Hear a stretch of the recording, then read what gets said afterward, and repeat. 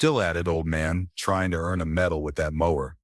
That's what a young soldier joked, as the man trimmed grass outside the barracks gate. The older man just smiled, wrinkled, quiet, and unnoticed. But when a colonel pulled up, minutes later stepped out and snapped to attention, the laughter stopped, because the man with the mower wasn't just a gardener, he was the one who once led them through fire. If you believe leadership is proven, not posted comment, salute below. Every morning at 6:00 a.m., folks at Camp Harrison would see him, an old man in worn combat boots, pushing a beat-up Toro mower across the grass lining the barracks road. The machine was almost as old as he was, both somehow still functioning despite the years etched into their frames. No one paid him much attention. Some assumed he was just a local retiree doing part-time work to supplement his income. Others thought he might be one of those veterans who couldn't quite leave military life behind. A few wondered if he was simply confused. He never asked for pay. The base had stopped officially hiring groundskeepers years ago when they contracted maintenance to a private company, but he kept showing up, tending to edges. The contractors missed, straightening bent signs, picking up litter. Others walked past. Routine keeps the mind sharp, he would say softly to the few who greeted him.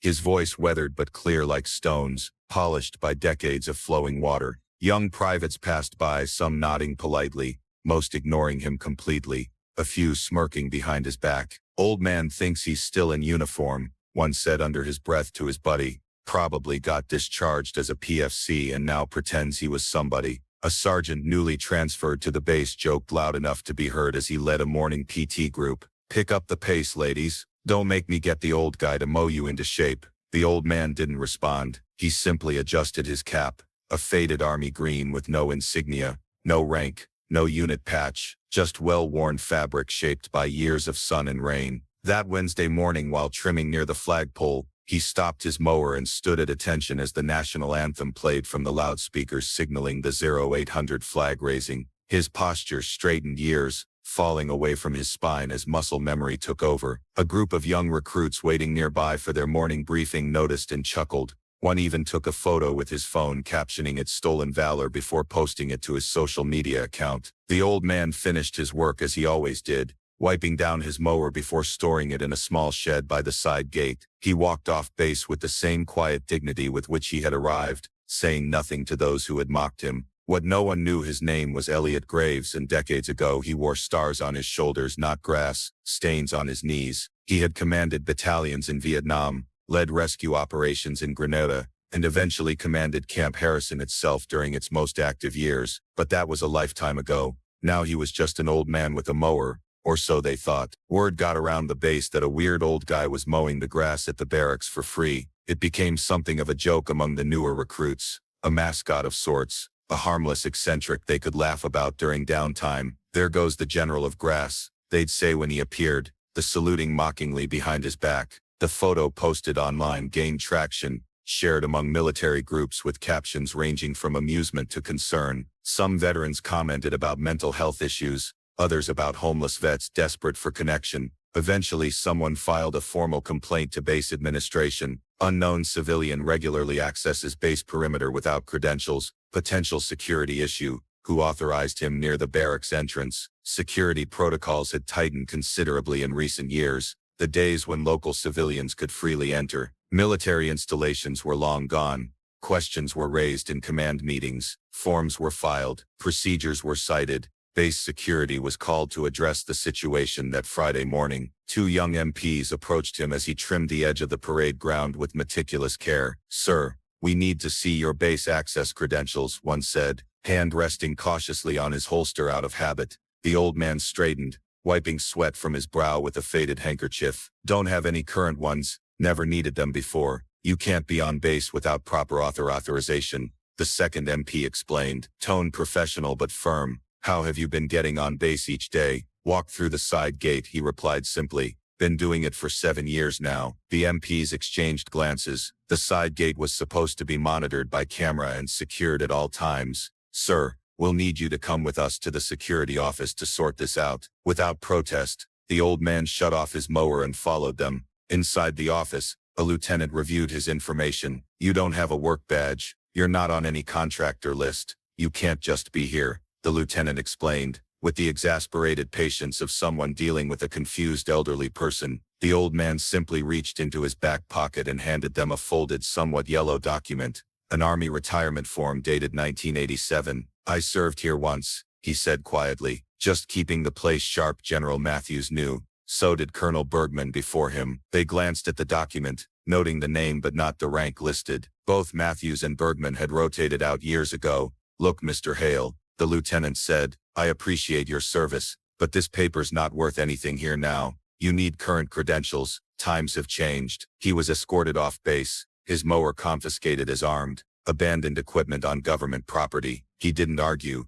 just walked with dignity through the main gate, nodding respectfully to the guards who watched with mild curiosity. That weekend, a photo of him being removed, mower nowhere in sight, circulated on social media, taken by one of the same recruits who had mocked him earlier. Comments poured in from military groups across platforms. "Leave the poor old guy alone. What harm was he doing? He's probably just looking for connection." 10. That he served more than the jokers laughing at him. But one comment stood out, simple and authoritative. "That's Lieutenant General Elliot Graves, former commander of the 3rd Infantry Division, decorated with the Distinguished Service Cross and Silver Star. I served under him in Operation Urgent Fury. He commanded Camp Harrison from 1982 to 1987. This is disgraceful." It came from a verified account belonging to Colonel David Hayes, the current commander of Camp Harrison, who had been away at Pentagon briefings for the past 2 weeks. Monday morning, due 800 hours, 3 Humvees pulled into the small town adjacent to the base. They drove directly to the modest neighborhood where property records showed Elliot Graves resided. Soldiers dismounted and secured the area with practiced efficiency. Colonel Hayes himself stepped out of the lead vehicle and approached the small single-story home,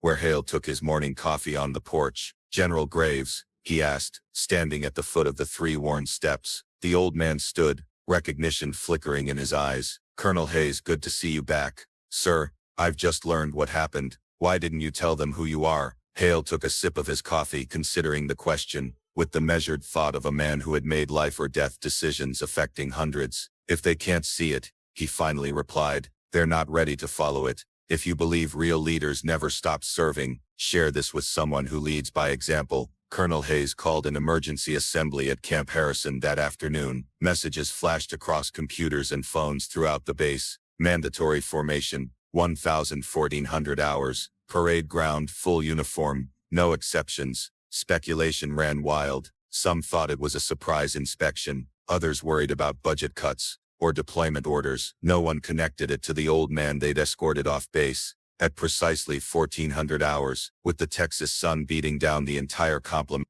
of Camp Harrison, from fresh recruits to senior officers, stood in perfect formation on the parade ground, the same ground the old man had tended so carefully for years. Colonel Hayes stood on the reviewing platform, his expression unreadable, behind mirrored sunglasses. Beside him, conspicuously empty, stood a single chair. At 14:05, a civilian van pulled up to the edge of the field. The driver, a sergeant in dress uniform, opened the passenger door with formal precision. Elliot Graves stepped out, still in his old boots and work pants, still quiet and unassuming. The only difference, he'd put on a faded blue button-down shirt instead of his usual t-shirt. A confused murmur ran through the ranks, quickly silenced by sharp glances from NCOs. Colonel Hayes approached the microphone. "Attention to orders." The formation snapped to rigid attention. "For those of you who don't know me, I am Colonel David Hayes, commander of this installation. I've been away at Pentagon briefings for the past 2 weeks. In my absence, a significant breach of military tradition and respect occurred." He gestured toward Hale,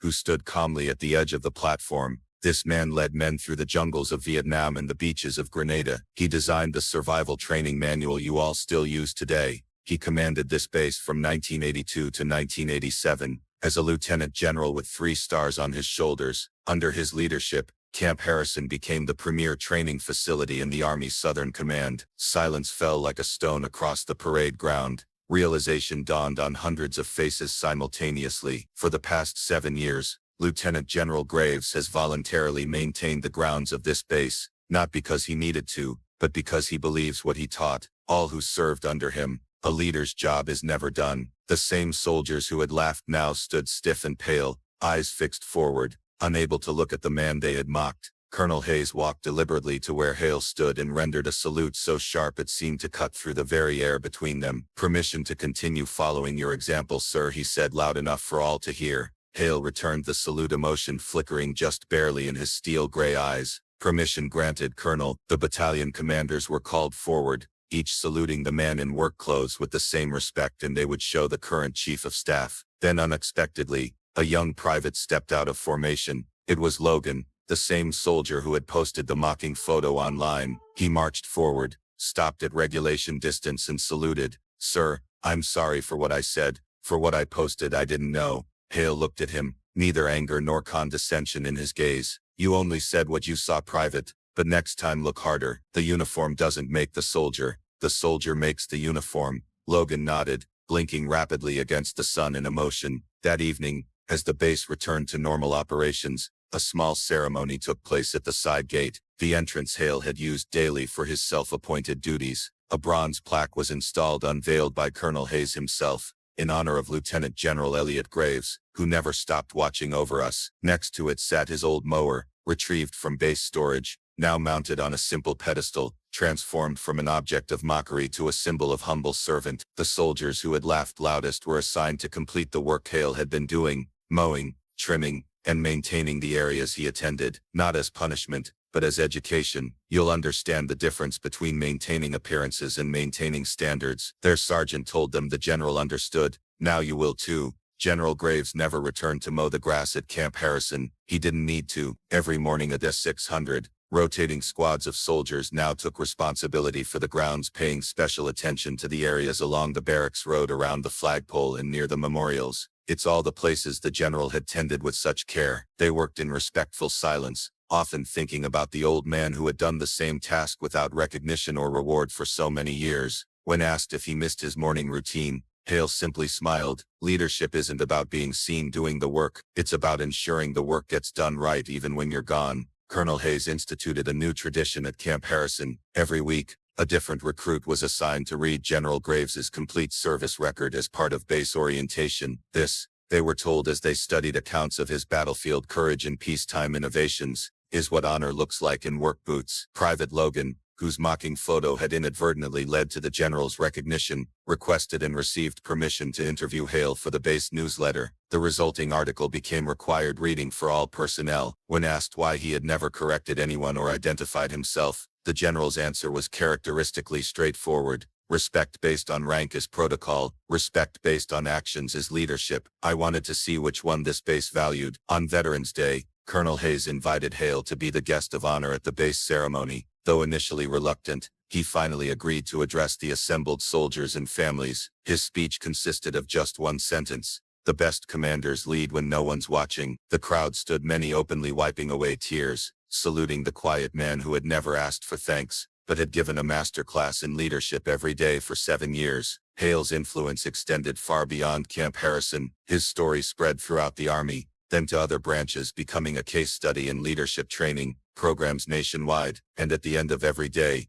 at Camp Harrison, a new tradition began. The youngest soldier on duty walks to the gate where the general's plaque stands, renders a salute, and whispers 5 words Hale once said when asked why he kept mowing: "I never left my post." Future generations of soldiers who passed through Camp Harrison may never meet the quiet old man with the mower. They might never hear his voice or see his hands calloused, not just from decades of military service, but from years of voluntary labor. But they will learn his most important lesson: that true leadership isn't about stripes on sleeves or stars on shoulders. It's about showing up every day without fanfare, without expectation, and doing what needs to be done. Subscribe to Steelheart Stories if you believe true rank is earned in silence and remembered in service.